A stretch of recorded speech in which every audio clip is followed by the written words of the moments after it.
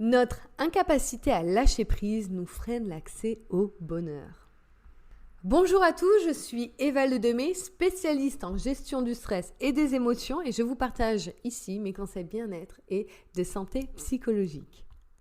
J'ai écrit notre incapacité à lâcher prise, car c'est réellement une capacité que vous pouvez pratiquer et je dirais même travailler. D'ailleurs, une raison pour laquelle beaucoup de personnes ont des difficultés à se sentir heureux dans leur vie se trouve dans leur difficulté à lâcher prise.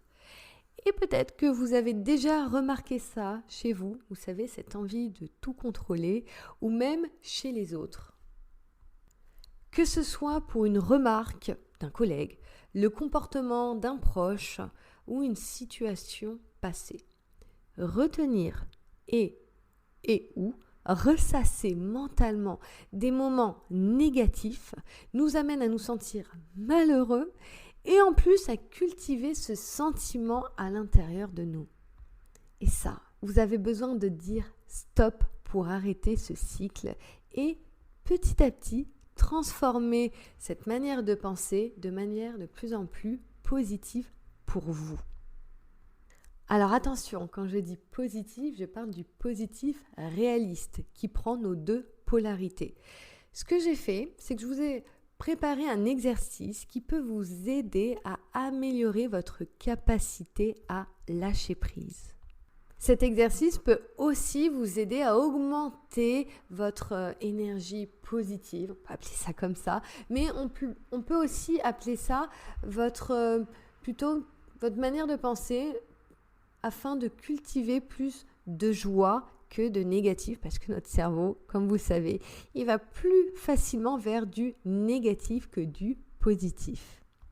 La première étape, c'est d'identifier vos émotions récurrentes qui construisent votre identité émotionnelle. Vous pouvez aussi appeler ça la carte émotionnelle.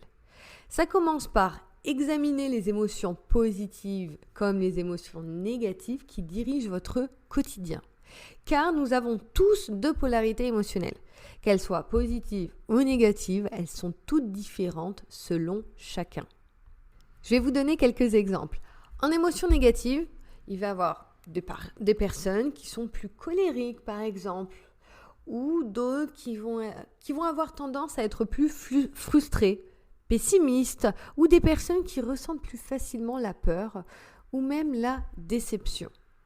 Et ça, ce n'est que quelques exemples d'émotions négatives. En émotion positive, il y a par exemple des personnes qui sont très passionnées, très sereines, inspirées, énergiques, curieuses ou même confiantes.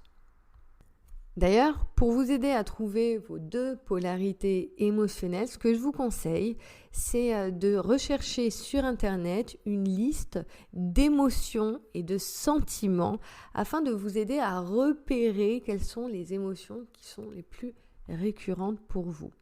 Vous allez voir, il y a plein de tableaux sur Google à ce sujet. L'important, c'est de trouver les émotions positives et négatives que vous vivez les plus régulièrement, c'est-à-dire au minimum 2 fois par semaine. Et si vous avez des difficultés à faire cette première étape, ce que vous pouvez faire, c'est qu'à chaque fin de semaine, vous prenez quelques minutes où vous analysez quelles sont les émotions que vous avez eues le plus souvent cette semaine. Et si vous le faites 3 semaines de suite, je peux vous assurer que vous allez avoir quelques réponses sur votre carte émotionnelle. La deuxième étape, sélectionnez les 3 émotions principales que vous aimeriez améliorer. Alors, une fois que vous avez identifié les émotions qui rythment votre quotidien, le tout, c'est d'analyser les 3 émotions qui vous empêchent de lâcher prise ou de vous sentir heureux. Alors, peut-être que vous allez me dire que, du coup, c'était pas très nécessaire pour vous de faire les émotions positives et négatives. Peut-être que les émotions négatives étaient, on va dire, les seules vraiment importantes pour cet exercice à répertorier. Et non, c'est vraiment important de faire les 2 polarités dans cet exercice parce que des fois aussi, on peut avoir des émotions positives qui sont dans l'excès, qui vont nous empêcher d'avoir un émotionnel plutôt une santé psychologique assez équilibrée parce qu'on a besoin d'avoir un équilibre entre les deux.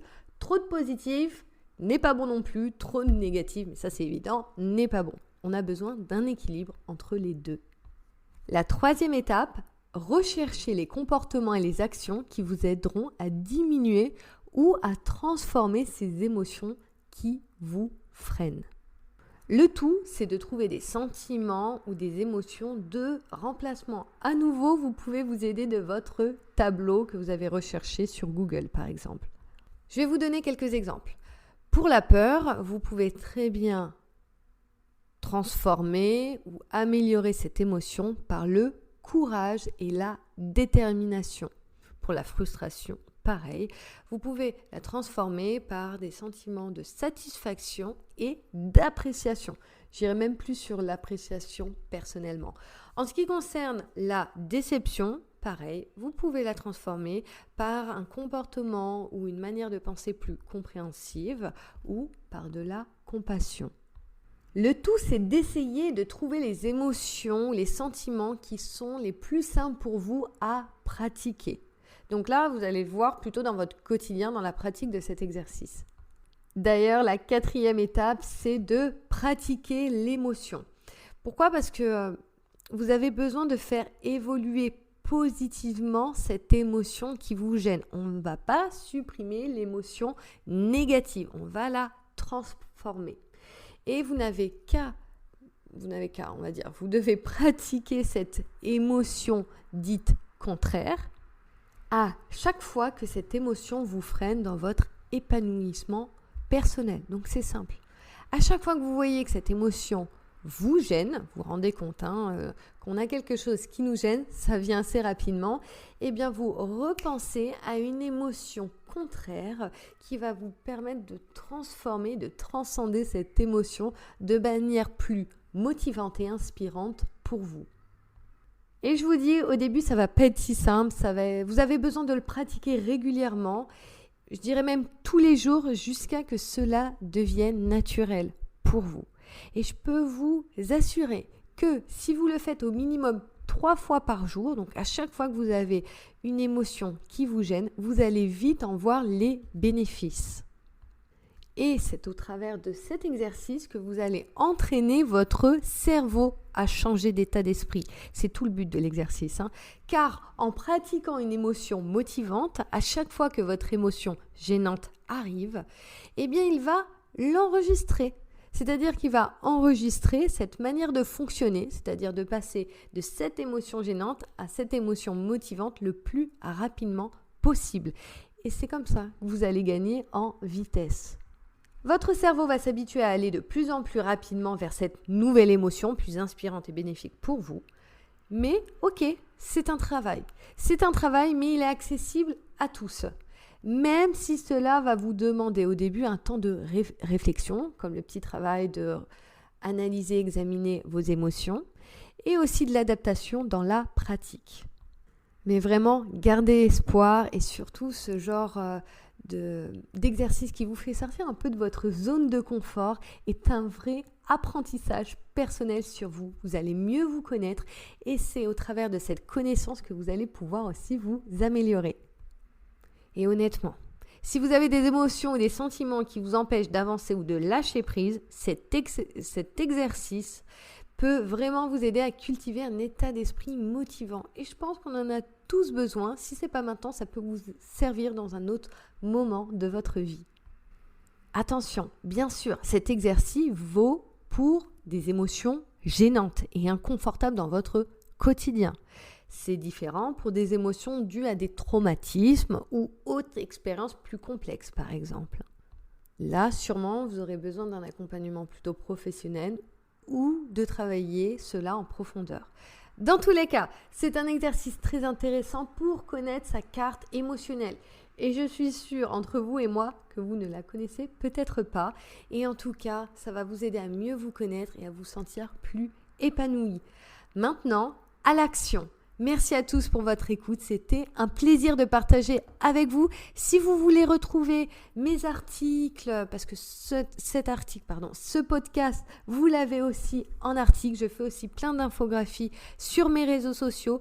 Vous n'avez qu'à taper Eva Ledemé, que ce soit sur Instagram, Facebook, LinkedIn. Et si vous voulez en savoir plus sur mes accompagnements, vous pouvez aussi m'envoyer un message sur Instagram ou Facebook. Merci à tous de votre écoute et je vous dis à bientôt.